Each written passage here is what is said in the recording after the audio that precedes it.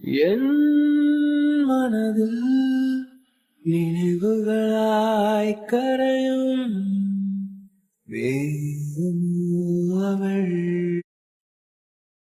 Episode 36.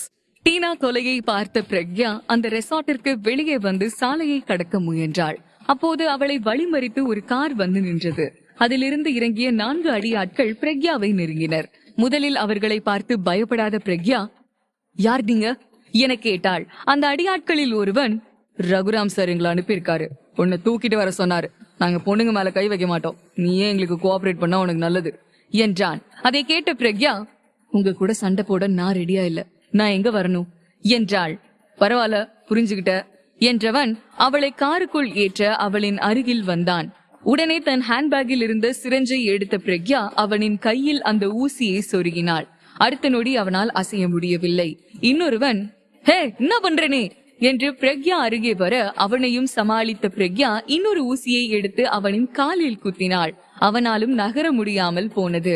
ஊசி போட்ட 2 அடியாட்களும் மற்றவர்களை பார்த்து, என்னடா பாக்குறீங்க, அவ ஏதோ ஊசியால குத்துறா, அதனால எங்களால் நகர முடியல, அவளை புடிங்கடா என்றனர். அதை கேட்ட மற்ற அடியாட்கள் பிரக்யாவை நெருங்கி வர அதுக்கு மேல அவங்கள சமாளிக்க முடியாது என நினைத்தவள் அங்கிருந்து ஓட ஆரம்பித்தாள். பிரக்யாவை 5 அடியாட்கள் துரத்தினர். பஸ் ஸ்டாப்பிற்கு அருகே சென்ற பிரக்யாவை அடியாட்களின் 2 கார்கள் முன்னும் பின்னுமாக மறித்து நின்றன. அதற்கு மேல் ஓட முடியாத பிரக்யா அங்கேயே நின்றாள்.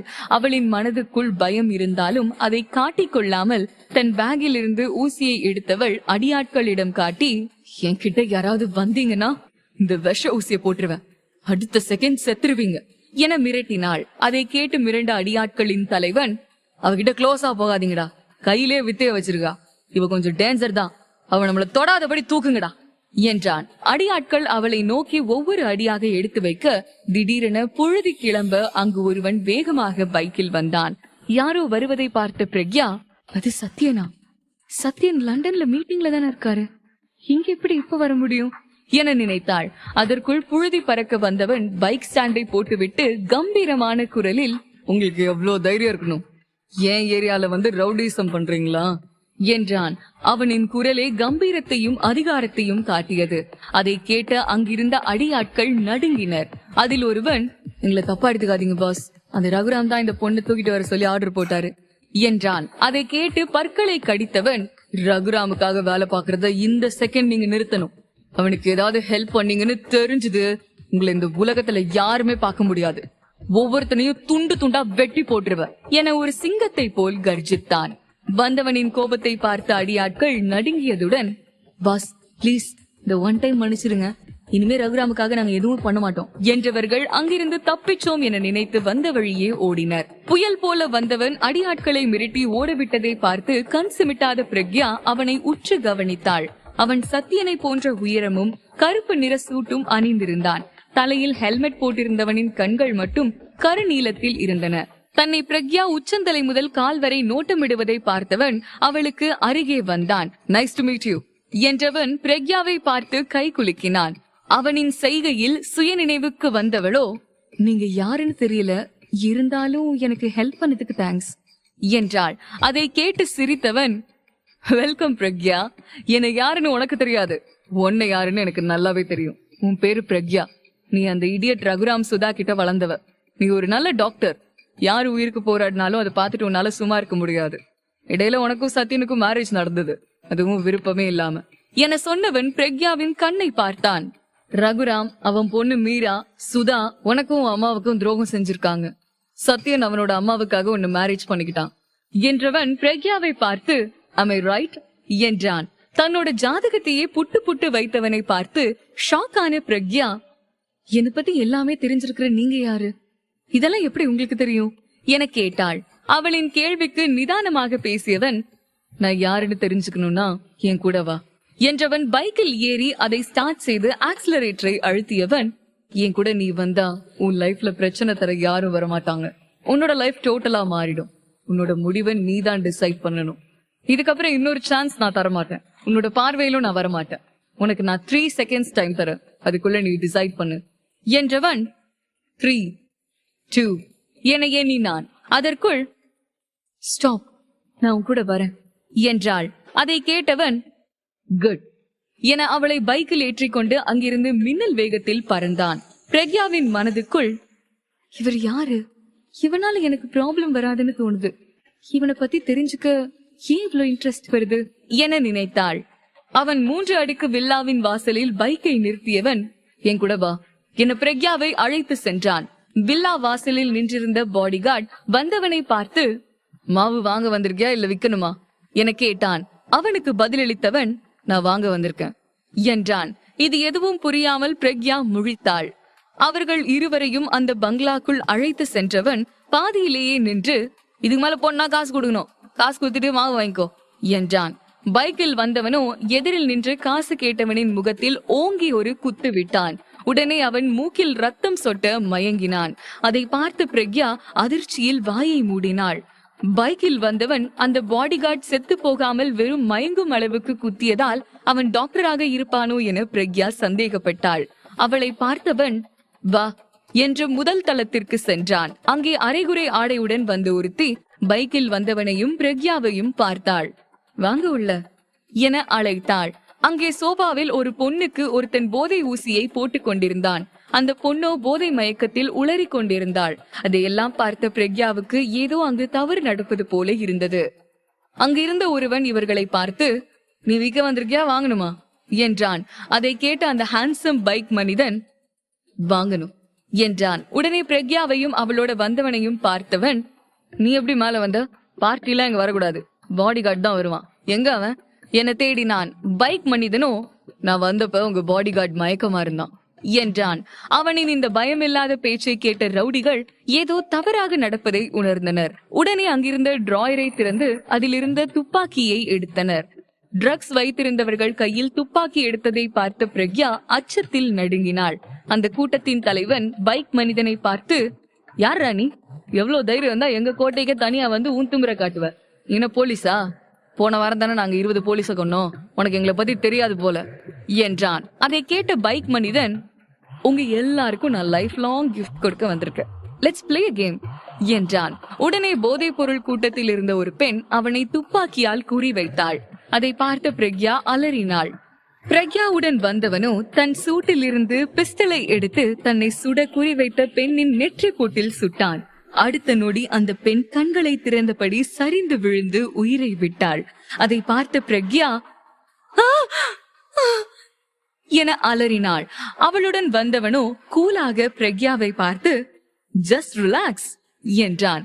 அதற்குள் அந்த பங்களாவில் இருந்தவர்கள் துப்பாக்கி, கத்தி, கோடாரியுடன் பிரக்யாவையும் அவளுடன் வந்தவனையும் பார்த்து ஓடி வந்தனர். அதற்குள் தன் கையில் இருந்த துப்பாக்கியை பிரக்யாவின் கையில் வைத்தவன், உன்னை யாராவது அட்டாக் பண்ண வந்தா சுட்டுடு என்றான். தன் கையில் பிஸ்டல் இருப்பதை பார்த்தவளோ நடுங்கினாள். அங்கு என்ன நடக்கிறது, அவள் ஏன் அங்கே இருக்க வேண்டும் என தெரியாமல் பயந்தாள். அவனை பார்த்த பிரக்யா, நான் டாக்டர், ஒருத்தர் காப்பாத்துவ, கொல்ல மாட்டேன் என்றாள். அதை கேட்ட அவனோ, நீ இப்படி பேசிட்டே இருந்தா அவங்க நம்மள கொன்னுடுவாங்க என்றான். அதற்குள் ஒரு பெண் பைக் மனிதனை நோக்கி கத்தியுடன் ஓடி வர அவளை பிடித்தவன் அவளின் கையில் இருந்த கத்தியை பிடுங்கி அந்த பெண்ணின் கழுத்தை அறுத்தான். அவள் ரத்தத்தில் சரிந்தாள். ரத்த துளிகள் பிரக்யாவின் முகத்தில் பட்டன. பிரக்யாவோ மூச்சு விடவே பயந்தாள். இரு பெண்களையும் பைக் மனிதன் கொலை செய்ததை பார்த்த அங்கிருந்த ரவுடிகள் அவனை கொல்ல ஓடி வந்தனர். அதற்குள் அவன் மின்னல் வேகத்தில் பாய்ந்து அனைவரையும் தாக்கினான். சில நொடி அந்த இடமே சுனாமி தாக்கியதை போல இருந்தது.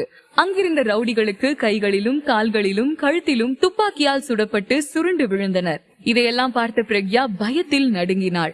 அவளை சுற்றி அங்கிருந்தவர்கள் இரத்த காயங்களுடன் துடித்துக் கொண்டிருந்தனர். பிரக்யாவுக்கு அவளுடன் வந்தவன் ஒரு ராட்சசனாக தெரிந்தான். இவனை நல்லவனு நினைச்சது தப்பு என நினைத்த பிரக்யா அங்கிருந்து வெளியேறினால் போதும் என மனதுக்குள் நினைத்தாள். பிரக்யாவின் பயத்தை பார்த்தவன் அவளிடம் வந்தான். ஃபர்ஸ்ட் டைம்ஸ் இப்படி ஃபைட் சீன் பார்த்தா கொஞ்சம் பயமா தான் இருக்கும், போக போக இதெல்லாம் உனக்கு பழகிடும் என்றான். அவன் சொன்னதை கேட்ட பிரக்யா, யாரு நீ, எனக்கு எதுக்கு இதெல்லாம் என்றான். உடனே அவன், நாம இங்க இருக்கிறது நல்லதில்ல, உடனே இந்த இடத்தை விட்டு போகணும், லெட்ஸ் கோ என்றவன் அவளின் கையை பிடித்து இழுத்து கொண்டு அங்கிருந்து வெளியே வந்தான். அவனை பார்த்து பயந்து நடுங்கிய பிரக்யா எதுவும் பேச முடியாமல் வாயடைத்தாள். இருவரும் அந்த பங்களாவை விட்டு வெளியேறியதும் அவன் வேகமாக பிரக்யாவை அமர வைத்து தன் பைக்கை எடுத்தான். அதற்குள் அந்த பங்களா தீப்பற்றி எரிந்தது. அவனோ மௌனமாக சிரித்துக் கொண்டு வண்டியை எடுத்தான். கொஞ்ச நேரத்தில், பிரக்யா, உன்னோட வீடு வந்துருச்சு, இப்போ நீ போகலாம் என்றான். பைக்கில் இருந்து இறங்கியவள் அவனை பார்த்து, திடீர்னு வந்த, என்னை பத்தி சொன்ன, உன் கூட கூப்பிட்டு போன. நீ ஒரு 20 பேரையாவது கொண்டு இருப்ப. அவங்கள கொல்ல நீ யாரு? நீ எல்லாம் மனுஷனா? என்ன எதுக்கு அங்க கூட்டிட்டு போன? எதுக்கு அது எல்லாத்தையும் என் கிட்ட காட்டுன? நீ யாரு என கேட்டாள். அவளை பார்த்தவன் அமைதியாக, கூல் பிரக்யா, ரொம்ப யோசிக்காத. அவங்க சாக வேண்டியவங்கதான். அவங்களோட தலையெழுத்த அவங்க இப்படிதான் எழுதிக்கிட்டாங்க. இப்போ செத்தவனுங்க போதை கடத்தல் பண்றது விக்கிறதுன்னு 8 வருஷமா போதை பொருளை வித்து அப்பாவி மக்களை பலியாக்கி இருக்காங்க. அதான் அவங்களுக்கான தண்டனையை நான் கொடுத்தேன். எல்லாத்தையும் போலீஸ் மட்டுமே பண்ண முடியாது. அவங்களுக்கு நாட்டுல பல தப்புகளை தடுக்கிற வேலை இருக்கும். சோ நான் இந்த ஹெல்ப் பண்றேன் என்றான். அதற்கு, உனக்கு யார் கொலை பண்ண ரைட்ஸ் கொடுத்தது? எத்தனை பேரை மிருகத்தை கொல்றது போல கழுத்தறுத்து துப்பாக்கியால சுட்டு கொண்டு நீ என்றாள். அதை கேட்டவன், சி பிரக்யா, இந்த உலகத்துல பல பேர் தப்பா இருக்காங்க. அவங்களால பல நல்லவங்க பாதிக்கப்படுறாங்க. தப்பானவங்களோட கவுண்ட் கொஞ்சம் குறையணும்னா என்ன போல ராட்சசன் தேவை. நான் தனி ஆள் இல்ல. என் பின்னாடி ஒரு பெரிய நெட்வொர்க்கே ரன் ஆகுது. அதுல ஒருத்தன் தான் நான். என் வேலை தப்பு பண்றவங்கள பனிஷ் பண்ணணும். அததான் நான் செஞ்சேன் என தன்னை நியாயப்படுத்தினான். அவனை வெறுப்புடன் பார்த்தவள், இதை எல்லாத்தையும் என்கிட்ட ஏன் சொல்ற? உனக்கும் எனக்கும் என்ன லிங்க் இருக்கு என்றாள். பிரக்யாவின் ஒவ்வொரு கேள்விக்கும் பதிலளித்தவன், உன்னை நான் ரொம்ப நாளா ஃபாலோ பண்றேன். நீ உன்கிட்ட பிரச்சனை பண்றவங்க கிட்ட இருந்து தப்பிக்க அவங்களுக்கு ஊசி போட்டு ஃப்ரீஸ் பண்ணிடுற. ரகுராம், மீரா, சிவானின்னு உன்னை சுத்தி பல பேர் பிரச்சனை கொடுத்தாலும் அது தைரியமா ஃபேஸ் பண்ற. உன்னை போல ஒருத்தர் எங்க டீமுக்கு வேணும். நீ மட்டும் ஓகே சொன்னா ஒரே மாசத்துல உன்னை பக்காவா நான் ட்ரெயின் பண்ணிடுவேன். உன்னை யாரும் நெருங்க கூட நினைக்க முடியாது. உன்னோட வாழ்நாள் ஃபுல்லா சம்பாதிக்க முடியாத பணம் உன்னை தேடி வரும். யோசிச்சு நல்ல முடிவா சொல்லு. மறுபடியும் உன்னை நான் மீட் பண்ணுவேன். இப்போ உள்ள போ. உன் புருஷன் ரொம்ப நேரமா உன்னை தேடிட்டு இருக்கான் என்றவன் அங்கிருந்து பைக்கை வேகமாக எடுத்துக்கொண்டு மின்னல் வேகத்தில் பறந்தான். பிரக்யாவுக்கோ ஏதோ கனவு உலகத்துல இருந்து வந்தது போல இருந்தது. திடீர்னு ஒருத்தன் வந்தான், எல்லாரையும் கொல்றான், நடக்கிறது நிஜமான்னு அவள் நினைத்தாள். அதற்குள் வீட்டின் வாசலுக்குள் நுழைந்த பிரக்யாவிடம் கார்த்திக் ஓடி வந்தான். மேடம், அரே ஓகே, உங்களை ரொம்ப நேரமா காணல. உங்க போன் ஸ்விட்ச் ஆஃப். சோ சார் ரொம்ப அப்செட் ஆயிட்டாரு. உங்களை தேடி அலைஞ்சவரு உங்களை பத்தி யாராவது தகவல் சொன்னா 10 லட்சம் தரேன்னு அனௌன்ஸ் பண்ணாரு. சார் ரொம்ப பயத்திலயும் டென்ஷன்லயும் இருக்காரு. உங்களுக்காக அட்வொகேட் அவினாஷ் சார் வர வச்சிருக்காரு என்றான். கார்த்திக் சத்யன் பற்றி பேசியதை கேட்டவள் மேலும் அதிர்ச்சியானாள். இன்னைக்கு என்ன என்னால தாங்க முடியாத ஷாக் வந்துட்டே இருக்கு என்றாள். கார்த்திக்கிடம், சத்யன் லண்டன்ல தானே இருந்தாரு, எப்போ ரிட்டர்ன் வந்தாரு என்றாள். பிரக்யாவை பார்க்க வந்த அந்த மர்ம நபர் யார்? பிரக்யா குற்றவாளிகளை கொல்லும் நெட்வொர்க்கில் இணைவாளா? டீனா கொலையில் பிரக்யா இருந்ததால் அவள் கைது செய்யப்படுவாளா என்பதை தெரிந்து கொள்ள தொடர்ந்து கேளுங்கள் மேகமோ அவள். காதலை மறைக்கும் இருவர் காணாத நெஞ்சம் தெரியும். ஊரில் இல்லாத காதல் அதிகம் வளரும். இந்த காதல்